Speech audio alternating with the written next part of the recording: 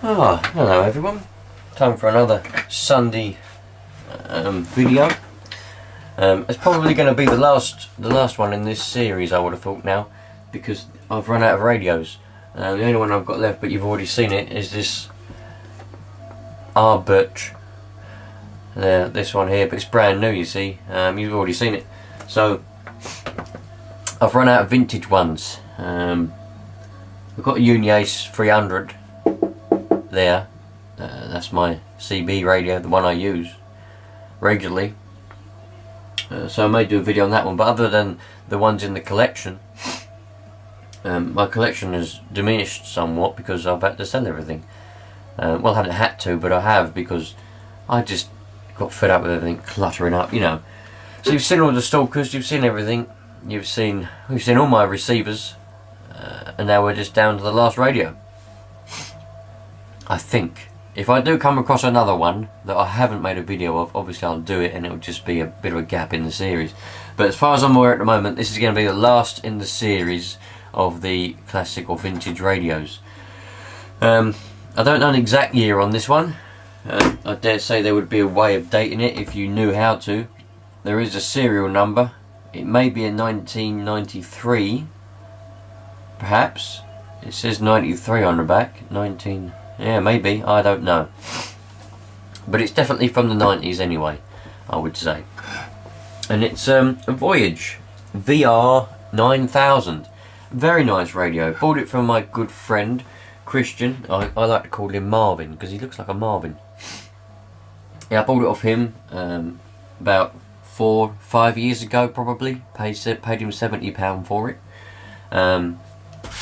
I know that because he had it and it was looked after. Even if it wasn't looked after before he had it, he would have had it all straightened out and everything. So yeah, we've got a signal and power meter, a Roger beep, noise blank, a frequency counter, which is important. I like a nice frequency counter. 10 kilohertz, SWR meter, calibration and off, signal meter on and off switch as well. You got volume and squelch, you got echo, you got 2 echoes obviously for your different types of echo that you might want. Your SWR calibration knob and your RF power knob. Now this is it's originally a 10 meter radio. This one's been modified, but I'll go into that in a minute. So it's 10 watts. Well, it's supposed to be, some specifications I've read for it say 10 watts, some say 12. This one actually does do 10. So it's 10 watts on AM and FM and 21 watts on sideband. It actually does have CW as well. That's supposed to be 10 watts as well, but I've not tested that one. So we've got A, B, C, D, E and F for your different segments of your frequencies. CW, which is Morse code, FM, AM, USB and LSB, and then the very nice knobs as well. You might notice that this has a similar layout. Well, I may be wrong, but I think this was before a lot of the other ones with the similar layout, like the 6900 from Superstar 6900. I think this is I think was before them. I may be wrong, but you know, some of you lot will know more than me. This is just what I know. Then you got your fine and coarse sort of clarifier there, and your channel select knob. Can't say I'm a fan of that sort of knob. I like a smooth one, but there we go. Yeah, and obviously I've got the bracket on here because when I put it on the table, it sort of looks like that. It looks a bit up at you. I don't use this radio much. I tend to use this one because it's old and it's in good condition. I'd like not to use it. I like to leave it, but there's no point in having a radio you don't use, which is why I got rid of all the other ones. So sometimes I plug this in and have it home base. Not very often, but sometimes I do. But more so, I like to take it out and I put it in the car because I've got just an ordinary CB. But sometimes if I want to go around and maybe go on another band, I can go to 10 meters with this. I just take a tuner, tune the aerial, and there we go. I take this, or if I just want to change. So got that on there. You've got the speaker at the bottom. Obviously your little thumb screws there to adjust it. You got your heat sink at the back, little heat sink. It doesn't really get hot, this radio, but yeah. There's your SL239 to plug your PL259 in for your antenna. There's your little socket there to put your power in. CW key and external speaker. Now I said this one has been modified. There it is. We've got a little switch on the back there. That little switch is to change your frequencies, so it will now do the top half of 29 megs as well. I think that's what it does, top half of 29 megs, or the bottom half, probably the bottom half, I don't know. We'll find out in a minute. I'll plug it into a dummy load. I was going to plug it into an aerial, but I had a quick look around before I started filming, and there's no one on air, so there's no point in plugging it into an aerial because I can't talk to anyone. So we'll plug it into a dummy load. Now, when I bought it off my mate, it didn't come with the original microphone. He gave me this Delta power mic, which I like. It's very nice. I like the style of it. It's a shame somebody's probably looks like they've taken a soldering iron to the front of it there and stuck a... It looks like a soldering iron or something hot. It won't focus on that probably. It's too shiny. There we go. Someone's taken a soldering iron and put that in there, but other than that, it's a perfect microphone. And it works very, very well. So Delta MP2 is what it is. So that's the microphone that I'm using with it. It's the only one that will work with it, I think, if I remember correctly. I don't know what wiring it is. And I've got a brand new power cable that come with it when I bought it off my mate. It's not the original. It's too new to be the original. Look at that. It's not the original one. Unless it just wasn't really used very much. I don't know, maybe. Anyway, so let me get the dummy load set up. Got my dummy load there. Let me get that set up with a meter, and we'll have a look to see what power it's doing, and just turn the radio on and have a look through it. Right, here we go then. So now I've got it plugged into the power supply. I've got the patch lead, and I've got a meter with a dummy load in the back. There we go, for those of you that are curious. So I might have to move around here a little bit so I can see what I'm doing. Yeah, this meter, by the way, it's a Radio Shack one, obviously, as you can see. It's the newest one I've got.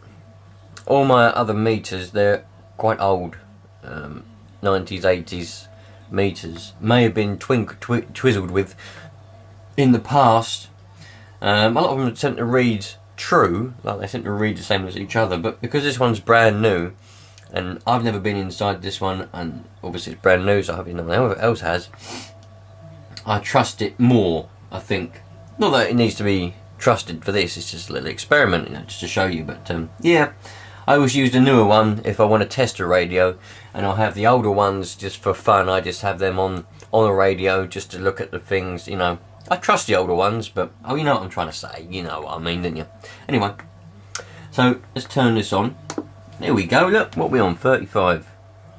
Yeah, because I got that switch, because I got that switch up, you see at the moment we're on 29091 megs. If I flick that switch, we go down to 27811.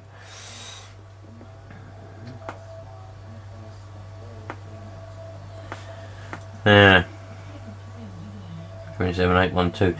Yeah, so that's that.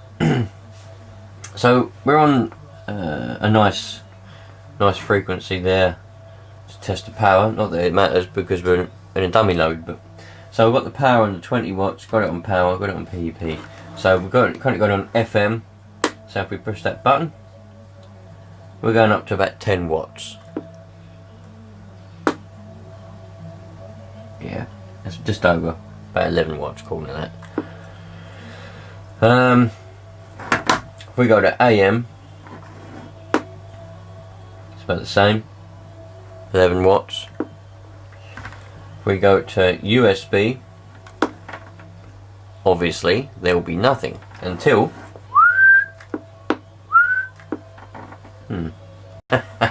Bloody hell. Right, here we go again. So, I've got the power all the way up now. So if we turn it, we have to turn that up a little bit. Put it on the 200 watt scale now. And we're on USB. Audio! That's actually looking to be about, that would be 50, that would be 100, that would be 200. That's about 30 something. Nearly 40 watts. It'd be the same for LSB. I'd say that is about 30 watts, according to that meter anyway. Back to FM. I'll turn that mic gain all the way down again. There you go, that's 7. See what it is, I've got a bit of tape over the mic gain, and I forgot. Now, with sidebands, it's your voice, it's the sound, the voice that drives the radio. So that means if you've got your mic gain down a bit more, you're not going to be driving as much power out of your radio. You don't want to have it all the way up because you might be distorting a load of rubbish and sounding absolute crap.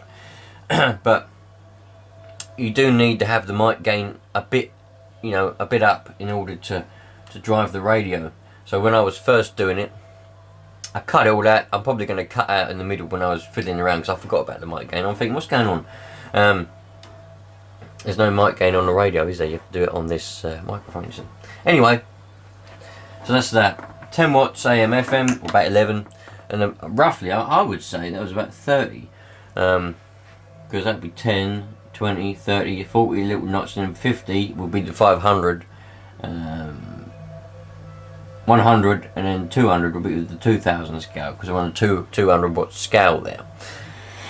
Anyway, yeah, and then obviously you got Roger Beep. We can't hear that. I don't think we better hear that. No, that's not.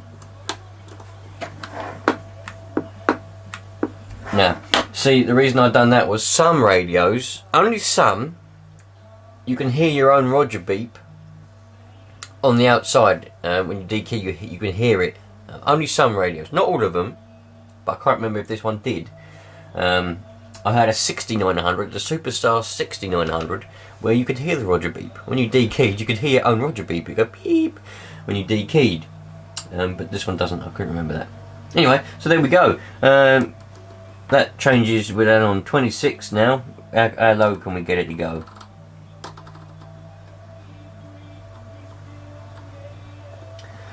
$25,622.